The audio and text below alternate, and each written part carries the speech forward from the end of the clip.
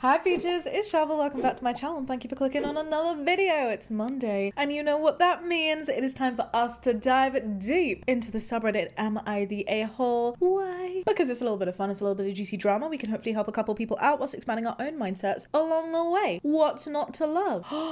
Hey friend, you again. A book for me?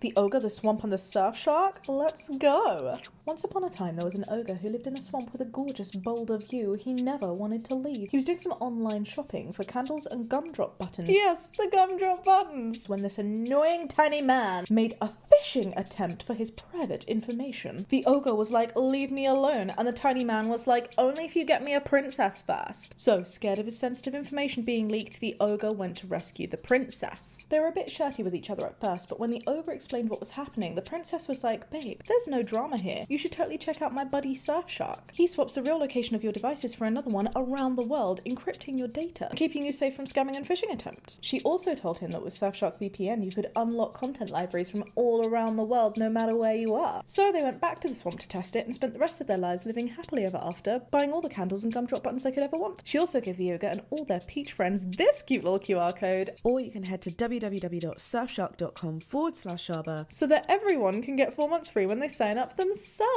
The end. I honestly cannot recommend Surfshark enough. We use it every single day and there's also a 30-day money-back guarantee, so there's no risk to try it. Feel free to check it out. The details are downstairs in the description box. For now, shall we go fishing for some a-holes? Ashaloop. Am I the drama for refusing to pay the same amount of money as my 2 other roommates for groceries? Ooh, yes, based on the title I'd say you are, but we all know that title isn't everything. And we also know that equality is not the same thing as equity, so let us see. Hello, says OP. I'm an 18-year-old man and I recently moved out of my parents' house to a new apartment with 2 roommates. One that I've known since I was 5 and was a good friend of mine until now. Oh no, I'm sorry. I tried to make it dramatic, but it's actually really sad. To make things short, both of my roommates are gym bros. They are in bulk diet phase currently, meaning they eat a lot, while I'm doing a diet to lose weight, eating way less often and much smaller amounts. Now all of a sudden the title makes so much sense. Last week was our first week here in the new apartment, meaning they went shopping for groceries whilst I ran errands like getting the internet ready, for example. When they came back, they came with almost 2 full grocery bags, which they immediately put in the fridge,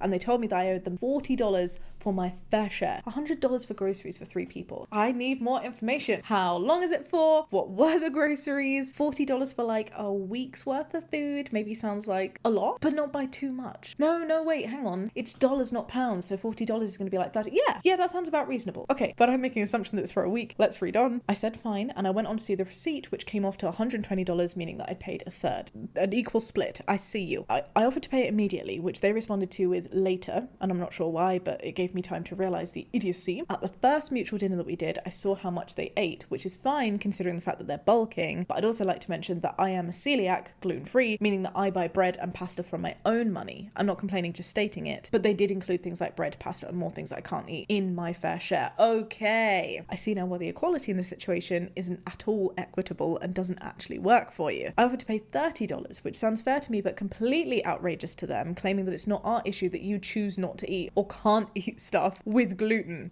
Kind of is your issue if you're buying it and expecting other people to pay for it, roommates. It's not about the $10, it's the principle. So am I the drama, asks OP. This is a really easy one for me, not the drama. I was going to say no drama here because especially on the offset, you know, like fair share, it's your first week, you don't really understand that they're bulking and you're losing weight and whatever. They might be eating more, and that is not the only thing that you're going to find out about your new roommates as you move in with them. They might use significantly more toilet roll. They might use different toiletries to you, and you're not going to expect other people to pay for your stuff when you're using different things. Say you're bald and you don't need hair gel and the other guys are like, well, we have hair gel. You're not then going to be expected to contribute towards their hair gel. So why is it different when it's to do with food? The no drama here badge would work if they weren't being assholes about it, but they are, hence not the drama. On their logic, OP, what you should do is suggest to them that because it's food and you're all paying equally for food, they too should be buying your gluten-free breads, pastas, carbs, because that seems totally fair. If you're splitting everything third, then that's food in the house that they are not entitled to. So if you're having to pay for things that you can't have, they can pay for those, and that's what would equal out. That's stupid though. My point of suggesting that is mostly to label how outrageous it is. What you should just be doing is buying your own food. Clearly, it's not going to work. And not just for the fact that you are gluten-free, but also for the fact that you have different dietary consumptions. I would get so annoyed if I had like made a meal and found out that these two guys who eat significantly more than me like wiped the plate clean when I'm only eating like this much, and yet I'm paying the same amount. It's just not fair. And this is a wonderful time to put in boundaries and be like, hey, food is one of those things that I'm going to do alone. Thanks though, boo. Let's still share the internet together. I'm really hoping that this is going to be like chill and not problematic in any way, but you're totally right. It's not the $10. It is the principle. I wonder if like just for, I hate this word, I was going to say peace purposes, but not that. Because there was no boundaries in place. That's what I'm trying to say.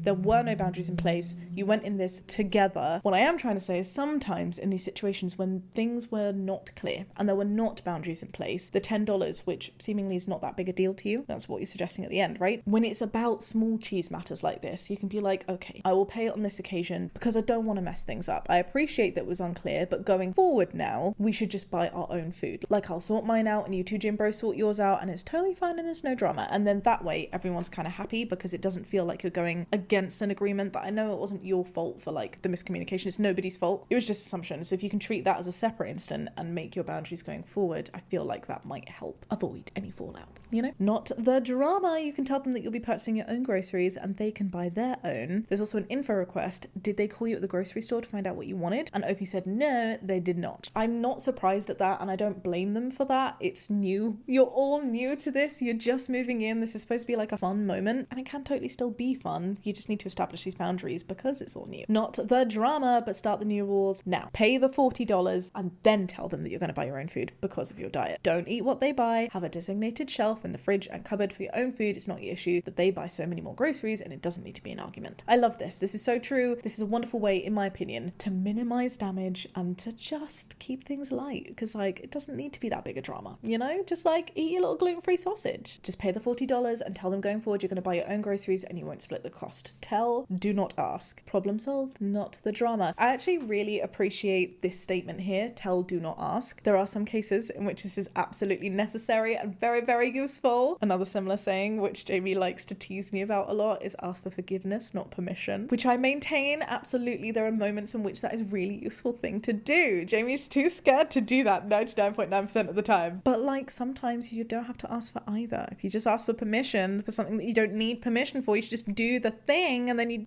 everyone's happy. Everyone's happy. Ooh, everybody sucks here. If you agree to split the groceries the first week, pay. That's what you agreed to do. But it's not our fault you don't eat it. Attitude is ridiculous. Going forward, OP should buy your own groceries. Different badge, same resolution. I appreciate that. And at the end of the day, I definitely feel like this is one of the occasions where the resolution is far more important than the badge. Hopefully this helped you out, OP. I feel like this was a nice, easy one to set us into the episode. Are we ready to fish once more? Floop! Am I the drama for not leaving the necklace behind? How intriguing. That is so, what is the word? Ominous. Conspicuous. Inconspicuous? Conspicuous. Let's see what OP means by that. Very hard to like judge from the title alone on this one. My friend got married 2 weeks ago. Congratulations to your friend. I was one of the bridesmaids, and for her bachelorette party, I surprised her and the bridal party with necklaces that I had made by a local artist. That is very cute. And you're not like the maid of honor, like you just did this because you wanted to. That is absolutely adorable. They had everyone's first initial and a gem with their favorite color. That is so cute, and I totally respect it because it's also something that they'll absolutely be able to wear again. One of my bugbears, like, you do you for a wedding. I have no qualms with people spending the money that they have on things that they genuinely want for a wedding. My qualms come in when either they're going into insane amount of debt for things that they don't need because a wedding's just supposed to be about celebrating your love and it can be done on a smaller scale, but they're feeling like peer pressured into doing more. That sucks. I hate the peer pressuring, and I'm also not a fan, I'm just gonna be really honest, of things that are just like the little bells and whistles that expire, like become utterly useless as soon as the wedding is done. Like if you can get pajamas where it's like Shaaba, the bride, I think that's totally fine if you're gonna wear them again, but if your intention is to get them to only wear for that day and then never wear again because you're like, I'm not a bride anymore, and then you throw it away, it just feels so wasteful. But these necklaces, they're the total opposite of that, right? It's not like, Gemma bridesmaid month year, it's something that they will be able to wear with every outfit. So yay, brownie badge for your wedding sustainability. Anyway, let's carry on. My friend loved them and asked if I could have them made for her mum, future mother-in-law, and her grandmother because she wanted all of the women walking down the aisle to wear them. Okay, this is the bride. For a second I thought it was another bridesmaid and I was like, it's a bit weird of you to find this connecting embarrassing thing for your family, but if it's the bride saying that, that makes sense. I said, absolutely. I got their favourite colours and I submitted it to the artist. Keep in mind, I also paid for these out of pocket, but I didn't mind. That is a big important thing to keep in mind though, because another thing that you could have done, which would have been totally reasonable, right, is for you to be like, absolutely, you can get those done. Here is the local artist details. Here is their website, so you can do the order form. I've already paid a lot. Like, I don't know how many bridesmaids there are, or how much these are, but that shouldn't really be your expense if your friend who's getting married wants it for other people. The wedding then comes along. I knew my friend had a falling out of sorts with her grandmother. The short of it is the grandma has started dating someone new within a year of her husband's death. My friend's mum felt it was too soon and was in her feelings about the situation, and a big fight happened. Oh no. I know that's not like the drama that we're discussing, but even on that front, I'm kind of siding with grandma here. Like, you need to do what's right for you. But we'll put that to one side. They all made up, but my friend no longer wanted her grandma walking down the aisle.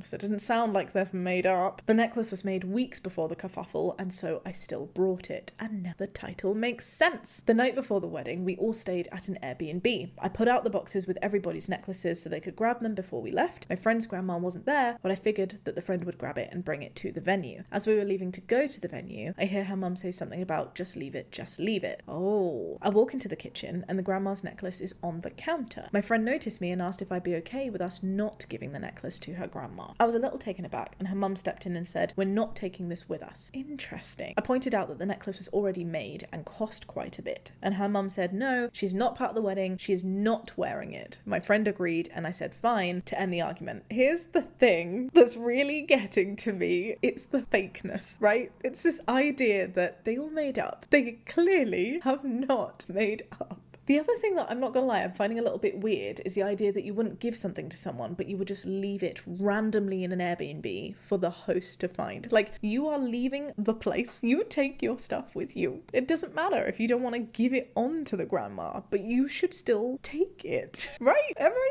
being weird in thinking that? What do you think is gonna happen? The Airbnb host is gonna come back and see this and be like, oh my goodness, you've forgotten it. And then you're gonna have to say, oh, I left it there on purpose. Also, who does that? Also, if your friend has bought it for you, they have done the expense of this, right? And you were like, oh, I think it's very bold of you to have asked in the first place, as in the bride, right? To be like, oh yeah, you do that, and like to not even inquire about things like costs. But even though your friend's done that, I just think it's common courtesy. It's a nice thing to do, where if you're not going to use it, instead of wasting your friend's money, you'd be like, I'll totally pay you back for this one because it's not being part of the wedding, right? That's what I would do. Let's read on though. There's a little bit more. OP says, my friend asked if I was upset, and I said, a little. These cost a bit to make. Could I just give it to her after the wedding? My friend told me no, she didn't want her grandma to have it, period. And honestly, I feel like that's fine. I don't think that OP has any right to insist that the friend give it to the grandma. If she doesn't want to do that, you can't force someone to give a gift to someone else. But what you are very entitled to do, because the friend, very oddly in my opinion, didn't take full accountability for that gift, you are now somewhat involved in that. They can absolve you of that involvement. They can remove your aspect of the equation because they are the one no longer wanting to give the gift, right? That makes total sense to me, that you'd be like, no, I'm not going to give it to her, but I am going to pay you back. OP continues, I went to bring it with me with plans to keep it in my purse so I could bring it home when the wedding was over and try to resell it somehow. The artist doesn't do refunds, understandably, of course it's a personalised gift, or maybe gift it to someone else at some point.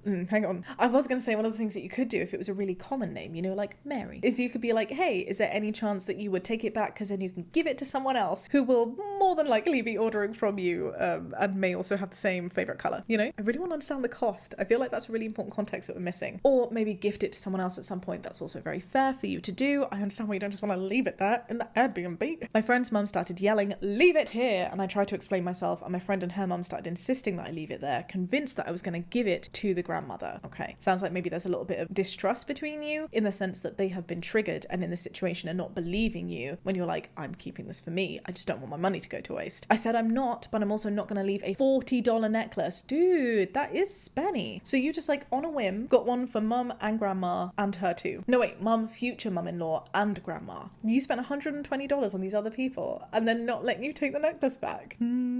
I said I'll find other uses for it. Eventually we all just went to the wedding. I kept the necklace. The wedding went fine. I brought the situation up a few days ago with my friend, trying to say that I was hurt by all of it. My friend got defensive and said that I upset her and her mum by even bringing the necklace and refusing to leave it behind. It's got nothing to do with grandma. It's to do with the fact that you just don't do that. You don't leave your random belongings. It's someone else's property. I dropped the subject, but I'm wondering if I was in the wrong, babe. Not the drama. You are so not in the wrong here at all. I think your friend's just being stupid. I'm not gonna lie. Yeah, the educational hat on, non-spicy Shaaba mode engaged. I think your friend is blurring the lines between intention and action. I think what she's not realizing is that there's a distinction behind taking the necklace and giving the necklace. It's a very big distinction, and who knows, you could have even been like, I don't know who booked the Airbnb, but you could have been fined. I mean, it would have been really rude for them to do that, but for like leaving the place not in the same state, and you totally would have received further communication from people being like, do you want it back? And then you have to explain this whole rigmarole where you get it back anyway, so of course you're going to take the freaking necklace. I understand your friend's position as well, and your friend's mum. I get it, it's their wedding. I get it, there's like heat, and people say things that they don't really mean, particularly in that kind of stressful situation, but they're totally the drama here, because they had no reason to be hurt by the fact that you wanted to bring it to try and give it to someone else. If they wanted to keep it but not give it to the grandma, and if it had like some bad juju on it, which I get it, sometimes things are like tainted by memories and experiences, then they should have paid you for the necklace and kept it themselves and not given it to the grandma. That's what should have happened. I yearn to be a fly on the wall for that conversation. I really hope that you were like, hey, here's the thing. I understand that you've got some complications with your grandma, but that's $40 that you're asking me to just leave behind. I imagine part of what she could have said was, yeah, well, you already spent that $40 regardless, but the point is you spent it as a wedding gift. So the second it's no longer being used as a wedding gift, the intention is different. It's not like, oh, you gave a gift and now you're trying to give it back. Not at all. The gift isn't being used for the purpose that you specifically got it for, like under their order for that purpose. So you therefore have a right to try to resell it or to get your money back. It makes total sense in my brain. And I have to mention, I do feel that I'm being a bit biased against bride here, because I think they're being unreasonable because of the issue with the grandma, which honestly should not really pay any kind of weight in this situation. I know we don't have enough information. I know that's not what this post is about. I do, however, feel that if someone is showing you who they are, you should be listening to that. And this whole situation with the grandma, from the short end of the story, does sound like a hot mess of the situation where your friend, the bride, isn't necessarily in the right. So I got my little red flags up. What do you think, Peaches? I don't know why, but I feel like I've been controversial. Have I been controversial? Not the drama. You did a thoughtful thing, and they not only threw it back in your face, they spoke to you rudely and made you feel awkward about a situation that shouldn't have affected you. I'd have done the same. The least that you can do is try to resell it and reclaim some of the money back that you lost. I do agree with this. Putting my devil's advocate hat on, I can kind of see where people be like, well, you're out that money anyway. It doesn't matter if it went to the grandma or not. In theory, if they had taken it and put it in the bag and not left it in the Airbnb, which is a really freaking stupid, weird thing to do, right? But then just not giving it to the grandma, you'd have been none the wiser. But again, I go back to the intention. You spent that $40 specifically as a wedding contribution. The second it's no longer a wedding contribution, it, in my mind, becomes a conditional gift.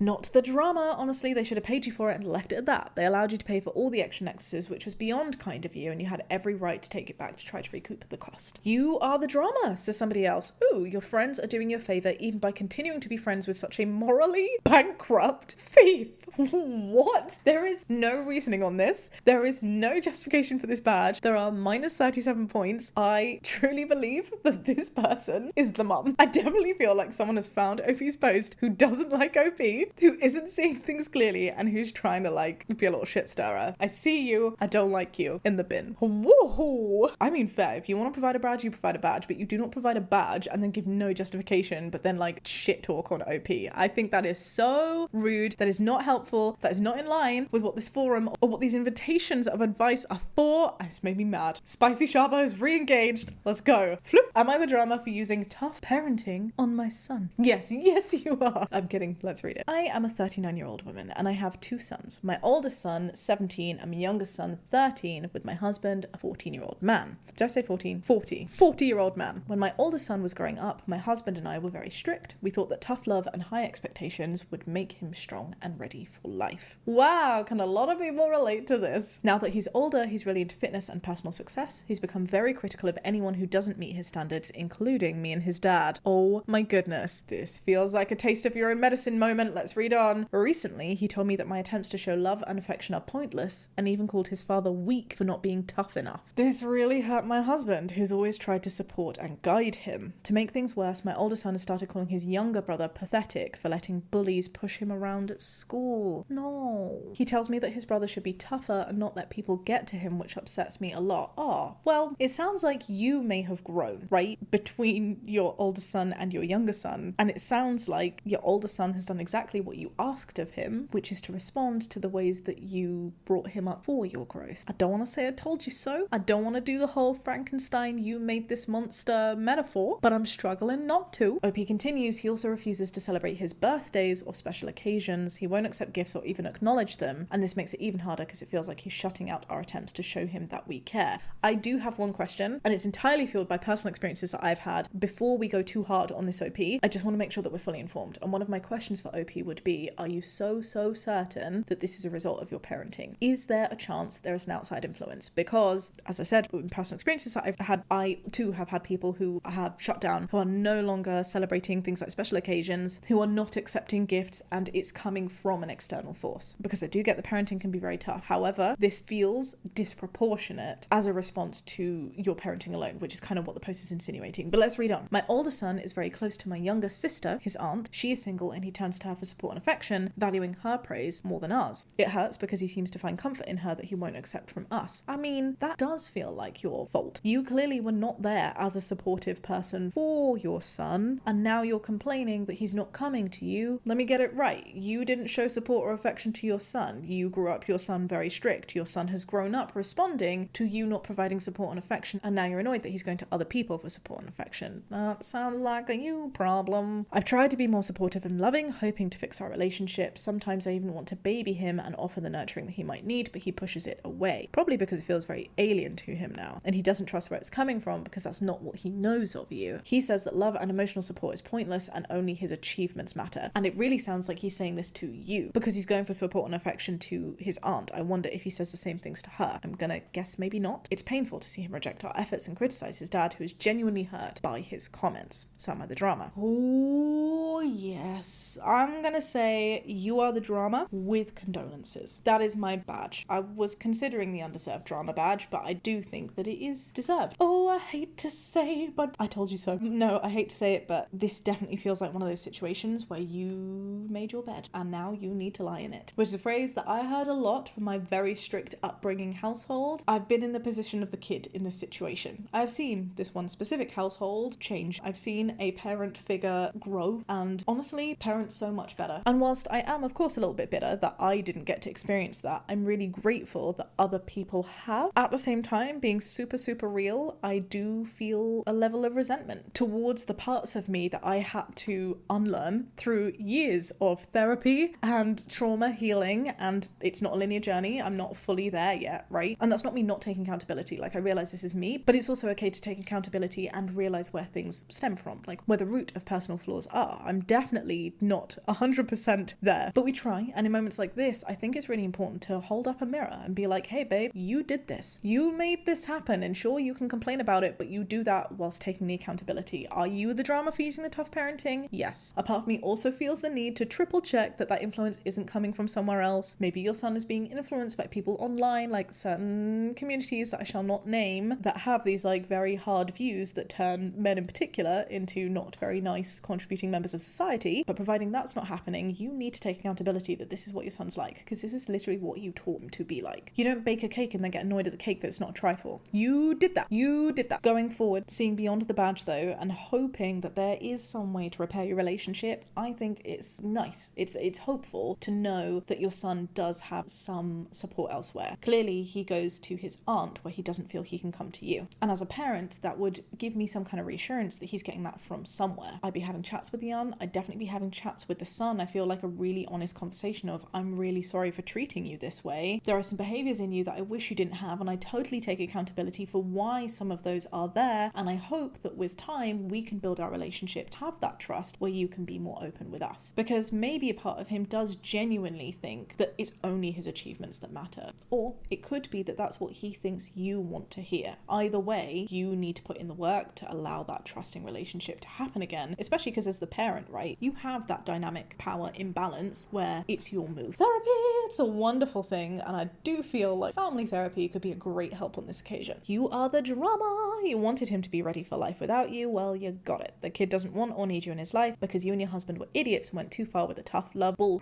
Don't like it? Then too bad. You created the mess and now deal with it. It sucks. It's a horrible message, especially because you've learned, right? It's really nasty in those moments to be like, God damn it, I'm better than I was, but I'm still having to deal with the consequences of that, but that's part of being human, right? And I really think that honesty and that transparency of saying like, I'm not who I was and it was wrong to have done that. It's wrong to have been like that. It was wrong to have made you act this way. That's what's needed for the healing. Accountability, dude. Yep, this is what we call the find out stage. Fafo, baby. OP effed around by favoring tough love over meaningful connection when the kiddo needed it most, and is finding out that the kiddo grew into a person who idealizes toughness over connection, at least with you. It sucks. I'm sorry. I'm grateful that you have grown, and I'm hopeful, I'm manifesting that as a family, your connection can grow too. This is not the end. I see good things. I see good things. He isn't rejecting your efforts, says someone else. He internalized what you subjected him to throughout his childhood and became what you primed him to become. How can you complain when your version of tough love did what you intended for it to do? You can't cry when you and your husband don't meet the standards that he was raised to uphold. You are the drama. Jesus Christ. You're not Jesus Christ. You are the drama. And someone else has said you are the drama, but sincerely, why do you care? You got what you wanted, didn't you? I think there's a balance, right? And maybe this is me being toxically positive, but I genuinely believe that we do need to give grace to people who have grown. If we think really objectively about this, the initial post absolutely made my blood boil a little bit. But there is a reason that OP has come on here. There is a reason that OP can see that their actions initially were wrong. There is a reason that OP can see that the way that the son is acting is damaging. And there is a reason that OP is being vulnerable to open up this story to try and gain help and to try and do things differently. And because of that, I think we need to be really careful when we say, oh, you can't complain. You are very within your rights to complain. I think that's one of the biggest unlearning things that we need to do as a society, is to tell people, oh, you can't complain, you made this happen. If we do that and we hold people to these standards, we are not allowing them to grow. You absolutely can complain. I think complaining is really healthy because it shows that you see that it's wrong too. And as long as you are also growing from this moment, it can only be a positive thing, right? That's my view anyway. So I don't appreciate things like, oh, sincerely, why do you care? Because OP is different now. We are allowed to grow as people. You got what you wanted, but it's not what OP's wanted now. It's what OP thought they wanted. They've done better and now need to help the son see that they, OP, messed up and is now wanting to do better for the son too. It does suck. It's a horrible situation to be in, but I'd much rather see this situation happen where there are opportunities for healing than OP never growed at all and continues to be an absolute asshole about it. You reap what you sow. This is the brutal truth of the matter. Oh my goodness, that was very traumatic.